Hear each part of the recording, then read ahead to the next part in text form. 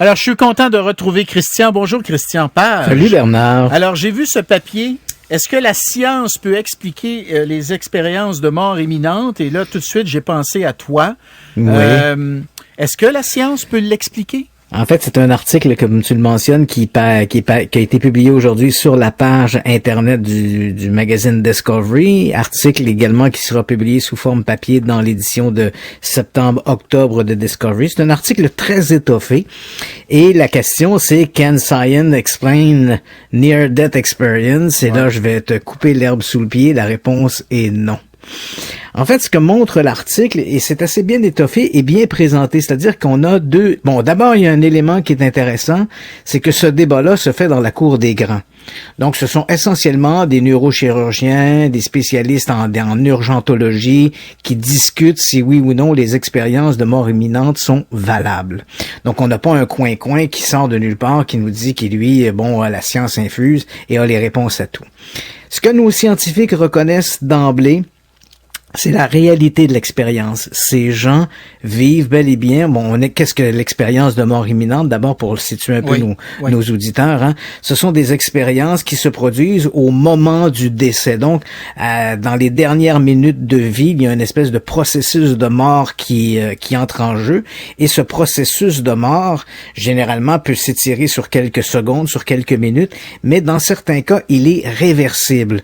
Et ça, grâce, bien sûr, à l'avancement des sciences médicales. Aujourd'hui, on peut de plus en plus rapidement intervenir et ressusciter des gens. Hein. On donne par exemple des chiffres. En 2001, on a dans un centre d'urgentologie, on a sur 344 patients victimes d'arrêt cardiaque qu'on a été en mesure de ranimer à la dernière minute. 18 d'entre eux avaient vécu des expériences de mort imminente, ce qui représente à peu près 19%. Donc cette expérience de mort imminente, c'est le sujet que soudainement l'impression dans les dernières minutes de vie, de voir sa vie défiler devant lui. C'est accompagné généralement d'un sentiment de bien-être. Il a l'impression de sortir de son corps.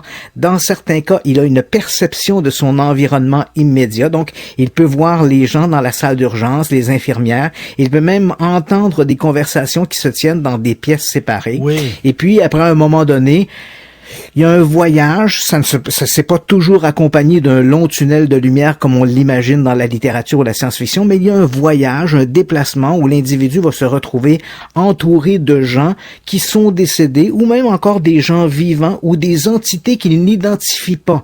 Donc, en fonction de ses croyances religieuses, il pourra dire ce sont des anges, ce sont Dieu, ce sont des entités de lumière, peu importe. Le discours n'a que peu d'importance ici. Et puis, à un moment donné, l'individu se voit offrir le choix de revenir dans son corps et c'est le retour à la vie.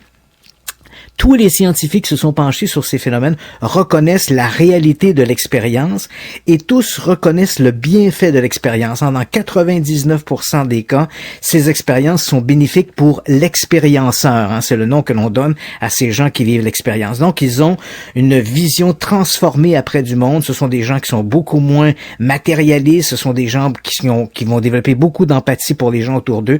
Bref, leur vision de la vie est très différente. C'est incroyable. Hein? Maintenant, qu'est-ce qui se passe? Alors là, on a deux écoles qui sont très pointues. Hein. Ce sont des scientifiques qui sont très, très, très pointus.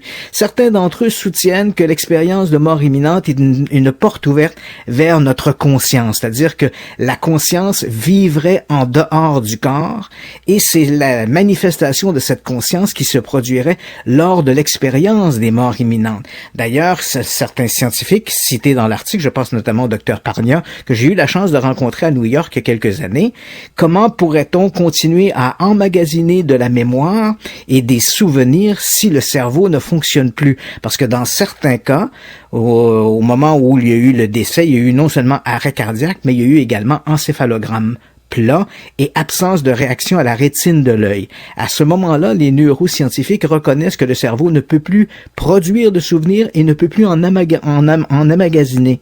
Or, les gens, lorsqu'ils sont revenus à la vie, avaient des souvenirs très élaborés de cette expérience de mort imminente. Alors, comment expliquer alors que, de façon neurologique, le cerveau n'est plus en état de faire ça? Alors, ça mériterait pour l'existence d'une conscience qui vivrait en dehors du corps physique. Voilà. Mais il y a d'un autre côté, il y a toutes sortes de scientifiques, une autre communauté de scientifiques, qui eux aussi sont très pointus, qui eux aussi se sont intéressés à la question. Ce ne sont pas simplement des sceptiques de service qui viennent un peu, passe-moi l'expression, mais pisser dans notre parade, hein. C'est pas ça qu'ils font là. Donc, ces scientifiques-là se sont intéressés à la question. Et eux, ce qu'ils ont remarqué, c'est que notre cerveau, si on voit tous la même chose, ce n'est pas parce qu'on va tous vers le même endroit, mais simplement parce que notre cerveau fonctionne à tous. Tout un chacun, notre cerveau fonctionne de la même manière. Or, au moment du décès, il y a des parties de notre cerveau qui vont s'éteindre les unes après les autres. Ça ne se fait pas d'un seul bloc.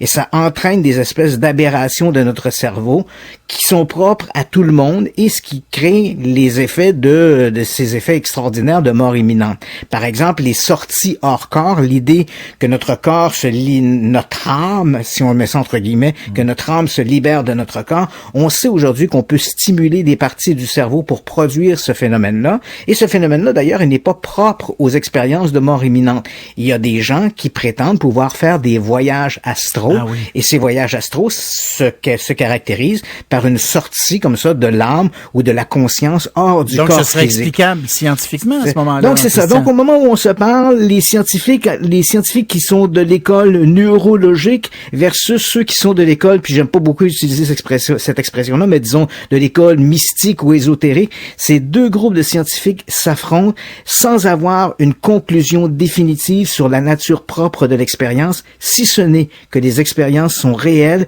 et qu'elles représentent définitivement un bienfait pour les gens qui vivent ce type d'expérience. C'est déjà beaucoup. C'est déjà beaucoup que les scientifiques disent ces gens-là ont bel et bien vécu ce qu'ils racontent. Ça s'est bel et bien produit. C'est pas un fantasme. Tu sais, je veux dire, ils rêvent pas ça, là. Tu sais, c'est quand même quelque chose. Parce que la première fois où les expériences, c'est un phénomène qui est très connu, hein. Depuis l'Antiquité, on a des rituels où on enterre nos proches avec des objets parce qu'on croit à une vie après la mort. Vite. Mais aujourd'hui, on reconnaît qu'il y a une notion bien réelle, empirique, où les gens vivent ce type d'expérience. Et ceux qui la vivent en retirent des bienfaits. Absolument. Très intéressant, Christian. Au plaisir de se reparler. Ça me fait plaisir, Bernard. Merci.